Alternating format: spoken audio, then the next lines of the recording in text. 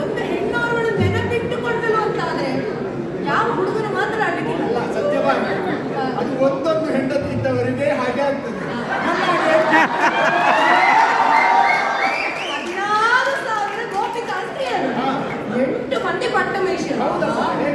ಆದ್ರೂ ಉಂಟೆ ಇರಲಿ ಅಂತ ಸ್ವಾಮಿ.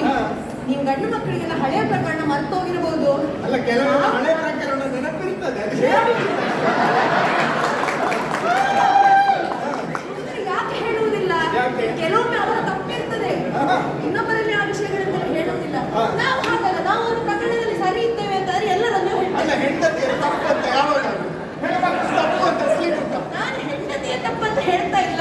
ಹೆಣ್ಣು ಮಕ್ಕಳೇ ಮಕ್ಕಳ ವಿಷಯ ಅದೇ ಹೇಳಿದ್ದು. ತಪ್ಪು ಮಾಡಿದ್ರೆ ಅವರು ತಪ್ಪು ಅಂತ ಒಪ್ಪಿಕೊಳ್ಳುವುದಿಲ್ಲ.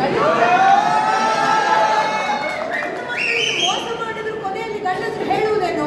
ಹುಡುಗಿ ಕೈ ಕೊಟ್ಟು ಹುಡುಗರನ್ನು ನಂಬಲಿಕ್ಕೆ ಆಗುದಿಲ್ಲ. ಹೇಳಬೇಕು ಅಂತ ಇದ್ರೆ ರೋಗಿಯಲ್ಲಿ ಆ ಒಂದು ಮಾತು ಬರಬೇಕು ಅಂತ ಇದ್ರೆ ಅದು ಅಷ್ಟು ಜನ ಕೈ ಕೊಟ್ಟಿರ್ಬೇಕು. ಹಾಗೆ ಹೆಣ್ಣು ಮಕ್ಕಳಿಗೆ ಒಮ್ಮೆ ಹೊಡೆತ ತಿಂದ ಯಾವ್ದಾದ್ರು ಒಂದು ವಿಷಯದಲ್ಲಿ ಹೊಡೆತ ಬಿದ್ದ ಹಳೆ ಪ್ರಕರಣ ಮರೀಲಿಕ್ಕಿಲ್ಲ. ಯಾವ ಹಳೆ ಪ್ರಕರಣ?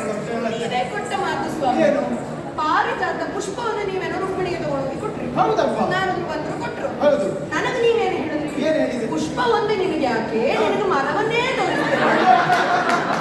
ಅದೊಂದು ಈ ಗಂಡ ಹೆಂಡತಿ ಜಗಳ ಆಗುವಾಗ ಅಂತ ಹೇಳುವುದು. ಒಂದು ಚಿಕ್ಕದೊಡವ ನಿನಗೆ ಮರವನ್ನ ತಂದು ಕೊಡ್ತೇನೆ ಅಂತ, ತಂದು ಕೊಡ್ತೇನೆ ಅಂತ. ಇದು 10ರಲ್ಲಿ 11ನೇ ಮಾತ ಹೇಗೆ? ಹೌದು. ಹಾಗಾಗಿ ಹೇಳಿದ್ದು ಸ್ವಾಮಿ, ಪಾರಿಜಾತ ಪಾರಿಜಾತ ವೃಕ್ಷ ಇರುವುದು ಎಲ್ಲಿ? ದೇವಲೋಕದಲ್ಲಿ. ನೀವು ಹೊರಟದ್ದು ಎಲ್ಲಿಗೆ? ಇಲ್ಲ, ಈಗ ನರಕದಾನವನ್ನು ಕೊಂದು ಆಮೇಲೆ ದೇವಲೋಕಕ್ಕೆ ಹೋಗುವ.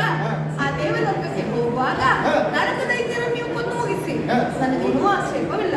ಬರುವಾಗ ಆ ಪಾರಿಜಾತ ವೃಕ್ಷ ನನಗೆ ತೋರಿಸ್ಬೇಕು, ನಾನು ಮಾಡ್ತೇನೆ. ಹೋಗುವುದು ಎಲ್ಲಿಗೆ ಹೇಳು? ಯುದ್ಧ ರಂಗಕ್ಕೆ ಹೊರಟದ್ದು. ಮೊದಲೇ ಯುದ್ಧ ರಂಗದಲ್ಲಿ ಹೆಣ್ಣು ಮಕ್ಕಳಿದ್ದಾರೆ ಅಂತೆಲ್ಲ ಏನೇನೋ ಮಾಧ್ಯಮದವರು ಹೇಳ್ತಾರೆ. ಮತ್ತೆ ನಿನ್ನನ್ನು ಕರ್ಕೊಂಡೋಗಿ ಮತ್ತೆ ನನ್ನನ್ನು ಹೇಳಿಯಾರು, ನೋಡಿ ಹೆಣ್ಣು ಮಕ್ಕಳನ್ನು ತಂದ. ನಿಮಗೆ ನಾನು ಯಾವುದೇ ಅಪಾಯ ಮಾಡುವುದಿಲ್ಲ. ನನಗೆ ಅಪಾಯ ಇಲ್ಲ, ನಿನಗೆ ಅಪಾಯ ಆಗ್ತದೆ. ಬೇಡ, ನೀನು ತಡ ಮಾಡಿ ಕೊಟ್ಟ ಮಾತು ಉಳಿಸ್ಬೇಕು. ಈಗ ನೀನು ಇಷ್ಟು ಒತ್ತಾಯ ಮಾಡುವಾಗ ಈಗ ನಿನ್ನನ್ನು ನಾನು ಕರ್ಕೊಂಡು ಹೋಗೋದಿದ್ರೆ ಎಷ್ಟು ಜನ ಇದ್ದಾರೋ ಕರ್ಕೊಂಡು ಹೋಗ್ತೇನೆ. ಹೌದೌದು, ಅದಕ್ಕೆ ಕೆಲವರೆಲ್ಲ ತಯಾರಾಗ್ಯಾರ. ನಿನ್ನನ್ನು ಇಷ್ಟೆಲ್ಲ ನೋಡಿದ ನಾನೇ ಕರ್ಕೊಂಡು ಮಾದರಿಯಾಗಿರ್ತೇವೆ. ಹೌದಲ್ಲ?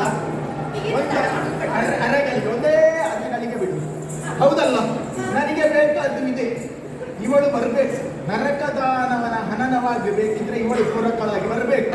ಅದಕ್ಕಾಗಿ ಅವಳ ಬಾಯಿಂದಲೇ ಬರ್ತದೆ. ಮತ್ತೆ ಹಾಗೆ ಹೆಣ್ಣಾದವಳಿಗೆ ಬೇಡ ಅಂತ ಹೇಳಿದ್ರೆ ಬೇಕು ಅಂತ ಬರಬೇಡ. ಹಾಗಾಗಿ ಸರಿಯಾದಂತಹ ಒಂದು ಸಿದ್ಧತೆ ಆಗಿದೆ.